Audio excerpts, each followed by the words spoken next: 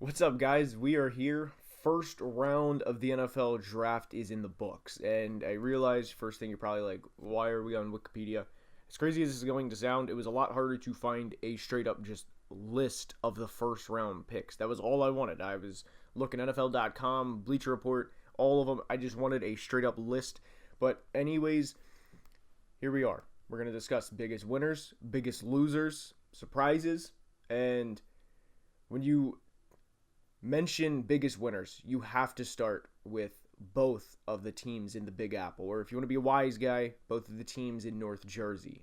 The New York Jets, I've been high on them all offseason. What do? They see Derek Stingley taken number 3 overall.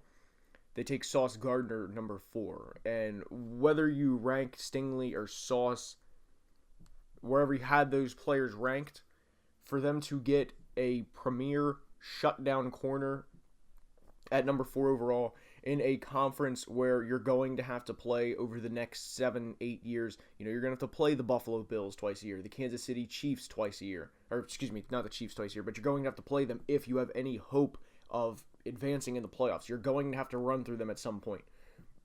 I absolutely love the Sauce Gardner pick for the Jets. And then for them to get just a technician at number 10 overall and Garrett Wilson, I mean, I couldn't be happier with what the Jets are doing. And a couple weeks ago, I released a video that said the New York Jets are doing everything right. And in the back of my mind, it was very process-driven, and I also knew they had to hit on the picks. And I was hoping when I made that video that, it's in Robert Saleh's hands and Joe Douglas's hands now that they have to do good in the draft, and they did tremendous. I could not be happier with how they did in round 1. And then they even trade up and get a Jermaine Johnson, who is... Some people had him in the top 10 on their big boards. I mean, I don't know if I wasn't that high, but top 12, top 13 player to get at 26 overall. Connor Rogers of Bleacher Report said that there was a source he had. They were trying to move from 35. They were trying to move around the 17 area. They had just started calling teams, but the Titans finally took the bait at 26. And they didn't even give up that much. They gave up, I want to say, 35, 69, and 163. So a 2, a 3, and a 5 for 26 and 101. So a 1 and a 4 to get that type of talent ahead of a team like the Green Bay Packers who need pass rush. A+. I mean, A+, great. A+ draft for the Jets so far. And then we go to the New York Giants, and I'd been very vocal that I thought they were going to get a big guy in the trenches.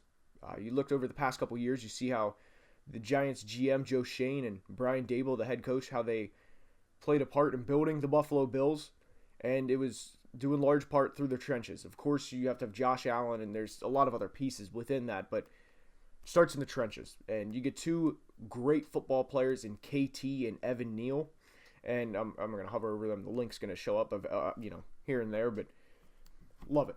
The Giants, you walk out with 2 great prospects. I'm not going to say rankings, but absolutely loved it. Now, for the Jacksonville Jaguars, I'm not a fan of Trayvon Walker, number 1 overall. I never was. The hope is obviously that he becomes a very good player, but what I was a huge fan of was them going up, trading with the Tampa Bay Buccaneers to get Devin Lloyd. That to me is a home run. Devin Lloyd, arguably the best linebacker in the draft. You get him at 27. Again, well, the Packers wouldn't have taken him, but the Patriots very well could have. Speaking of the Patriots, I think they were tremendous losers of the first round. I just can't get over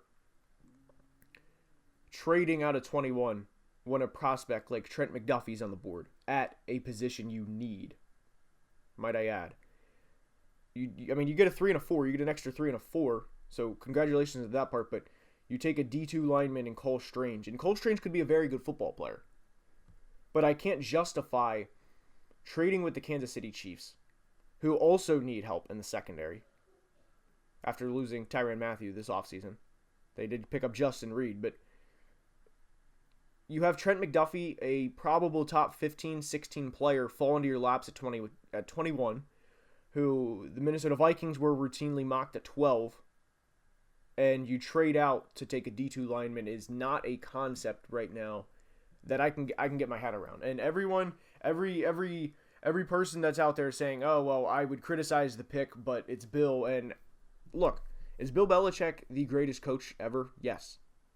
Bill Belichick is not the greatest GM ever. And his first round picks over the past 5-6 years have shown that.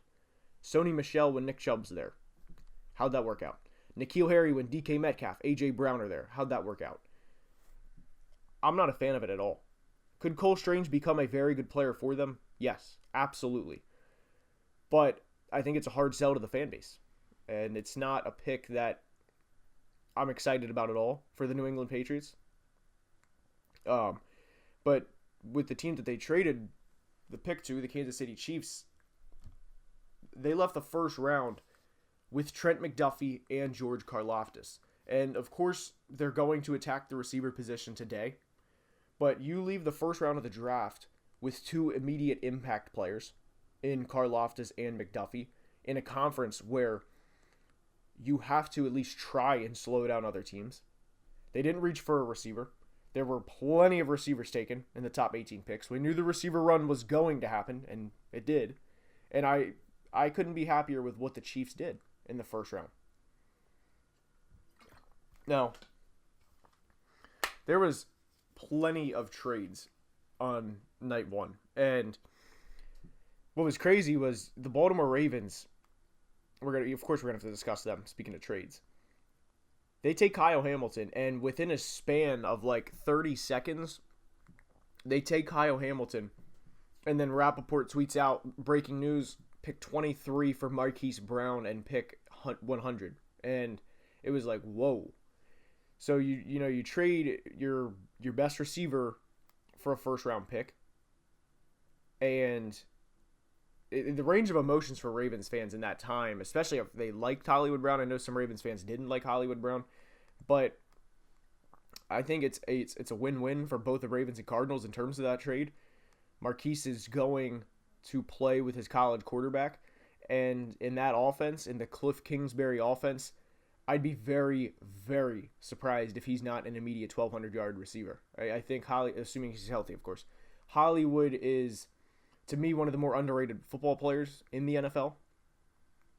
And to give up 23 for a player who's only 25 years old, I mean, you're going to have to pay him. But I loved it for the Arizona Cardinals. And there were rumors that came out that Hollywood wanted out. Like, he requested a trade after the season. So I just want to say, like, Hollywood, like, I credit you, man, for, keeping that within closed windows, not going to social media, not doing the whole it's time for a new beginning and everything else. Like, that's commendable. But I'm going to address some other teams here. The Carolina Panthers, Ike Ekwonu. It's a good pick. I thought they were going to trade out, but they draft a good offensive tackle at 6.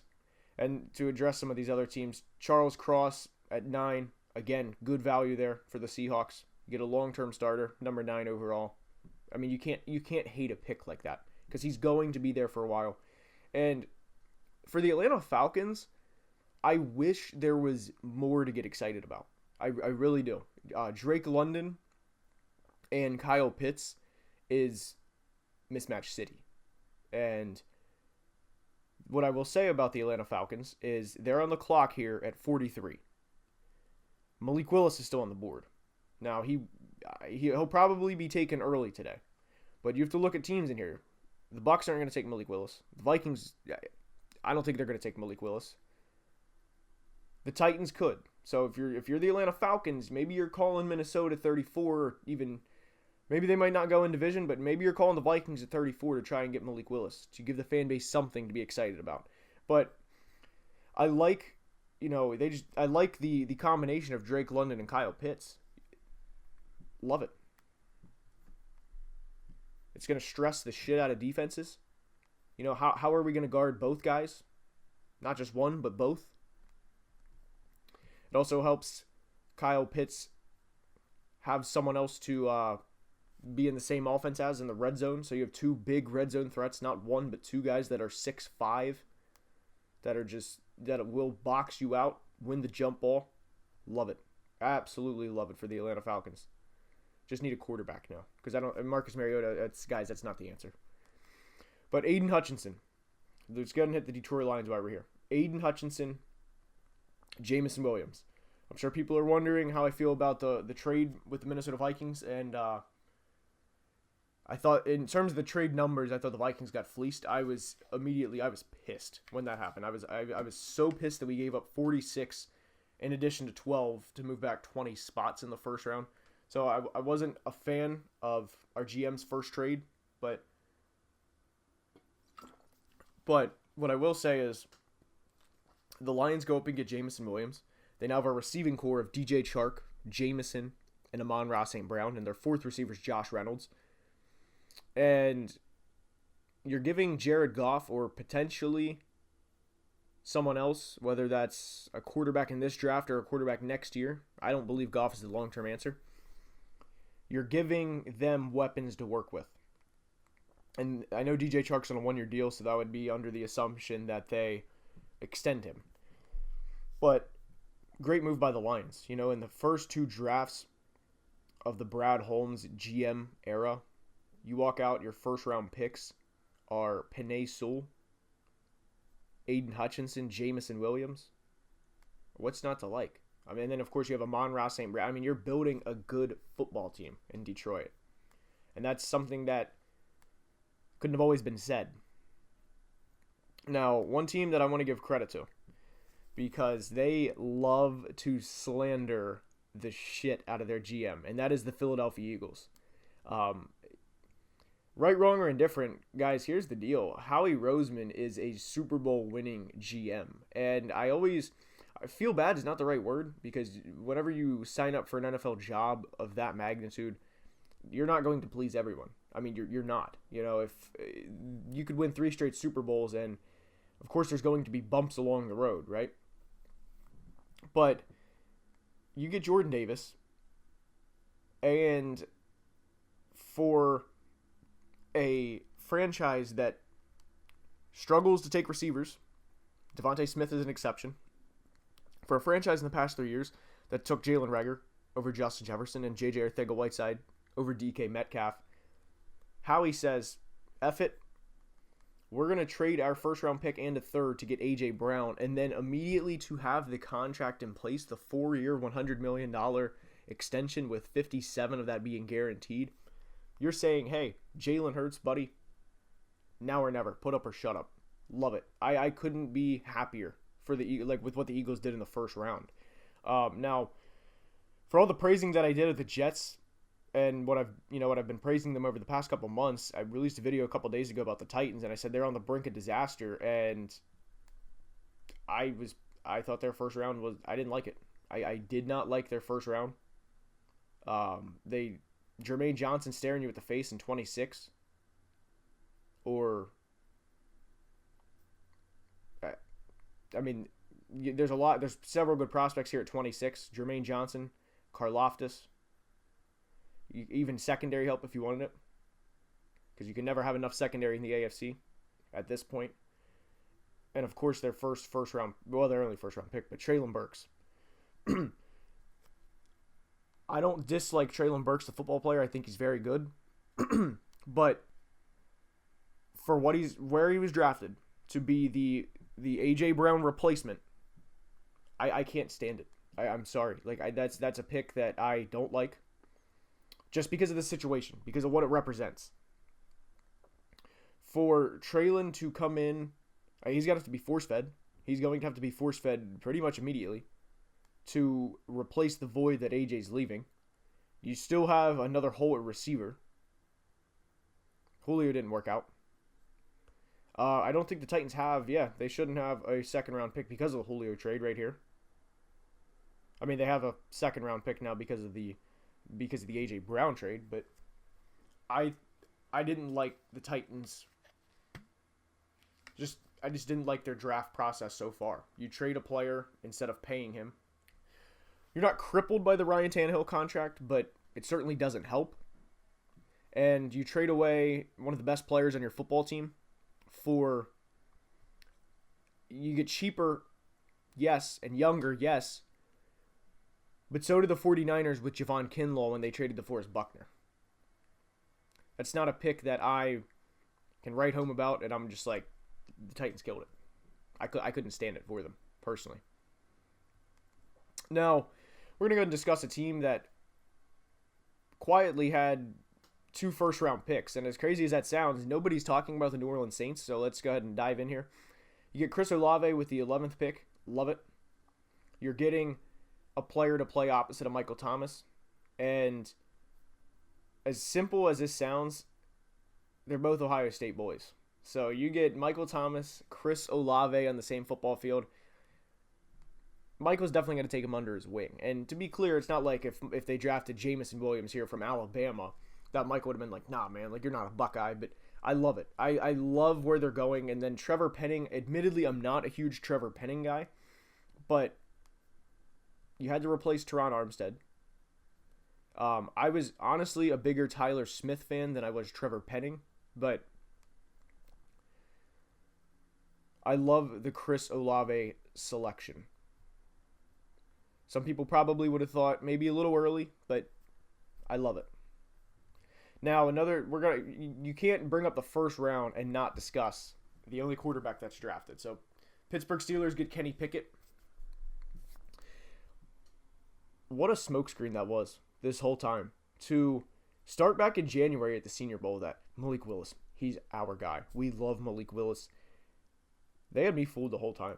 Hand up. They had me fooled the entire time. I thought Malik Willis was there. He's the pick. But it'd be pretty cool for Kenny Pickett to be the guy to go from playing at the University of Pittsburgh to being a Super Bowl champion quarterback's a long way down the road, but to being a good quarterback for the Steelers, it's kind of like storybook. So I hope it works out for him. Let's keep going here. A couple more picks I want to dive into. The Green Bay Packers, 2 first-round picks. Quay Walker. It was rumors past couple days that he was going to be the first linebacker taken. I'm not a fan of taking Quay Walker over Devin Lloyd. I think Devin Lloyd was clearly a better player, but the Packers have made some decisions before in the draft where you're kind of thinking, why would they do that? But it's panned out. So I like that they filled holes that they needed. Now, of course, they still need a receiver. We know that. But to take what would have been a 7th first-round receiver, I think it's kind of better that they went this route. And I'm not even saying that as a Vikings fan to be like, oh, we don't have to play that receiver. Like, we've played Devontae Adams for the past couple of years. He's tore us up every time. Whatever receiver they get in the first round, or if they were to take one, was not going to be better than Devontae Adams. So there's no I'm glad they didn't take a receiver because of that. Not worried about that. But you get Quay Walker, Devontae Wyatt. It's 2 good winners, good locker room guys. I like it. But the Ravens' other first-round pick, Tyler Linderbaum, to walk out of the first round with Kyle Hamilton and Tyler Linderbaum, and you trade a receiver who wanted out. Now, of course, I'm going to have to bring up the Lamar Jackson tweets. Lamar tweeted WTF after, I think that was after the Hollywood trade. I don't think that was after the Linderbaum pick. But it's pretty clear that they're trying to go back to the 2019 days where they were running the football. And for the Baltimore Ravens, this is a team that's continuously top 5, top 6, top 7 in the NFL, just as an overall organization. And for them to have a top half of the first round pick, this is an exaggeration. It took like half of their team to be on IR because John Harbaugh has installed such just a great culture, everyone believes in everything that they do. And the last time that they had a top half of the first round pick was back in the 2016 draft when they took Ronnie Stanley, and 2015 was the same thing. Joe Flacco tore his ACL. That was like the only time in his career where he missed significant time for the Baltimore Ravens. Of course, he's had a couple back injuries over the past couple years as his body started to deteriorate as Flacco gets older. But it takes a lot. My point here is it takes a lot for the Ravens to not be in the 22 to 32 range when they pick. And for them to walk out with Kyle Hamilton without having to move, might I add, and the best center in the draft. If it was a podcast, I'd say, like, let's clap it up. I'm not going to clap it up with myself only one here, but love it for the Ravens. Also, the Buffalo Bills, when I was doing mock drafts, like the past couple weeks, it was 25 Buffalo Bills, Breece Hall, make it happen. However, I like the Kyrie Elam pick. It's kind of like the same model as the Chiefs. You have to draft in a sense to stop your enemies. Stop the teams you're competing against. The Bills' season ended in about as worse of a fashion as you can possibly have. So for them to get Kyrie Elam at 23, the value is good. Not great. It's good value. But you have to stop these guys over the next 6-7 years. So for as much as there was a receiver run, there was also the corner run by the AFC teams. I almost said the AFC Texans. But Derek Stingley, speaking of the Texans, let's just go ahead and discuss them. Derek Stingley, I'll credit the Houston Texans when I say this. Do I love the pick? Personally, no. But what I will say, the justification for Texans fans out there is you're going home run or bust. And for the Texans, they're a team that's won, I'm going to say, 8 games over the past 2 years. They're a team that gets mocked a lot because, it's the Texans. You go for the home run or bust mentality. They're a team that can do that. So I like it. I like the mindset here. Kenyon Green, I got to be honest, though, I thought was a little early.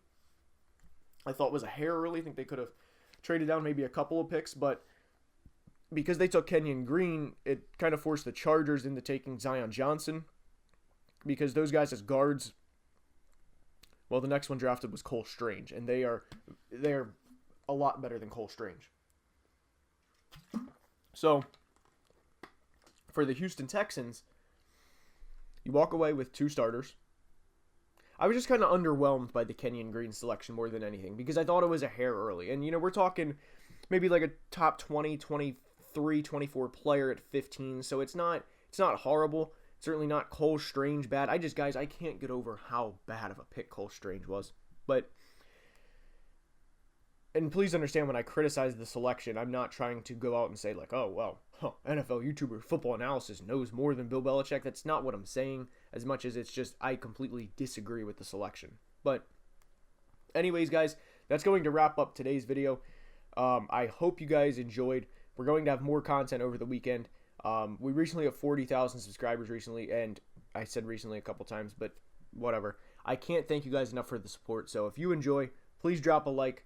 And please subscribe to the channel, and it would truly mean the world. And as we always finish every video, until next time, please be safe and have a great day. Love you guys.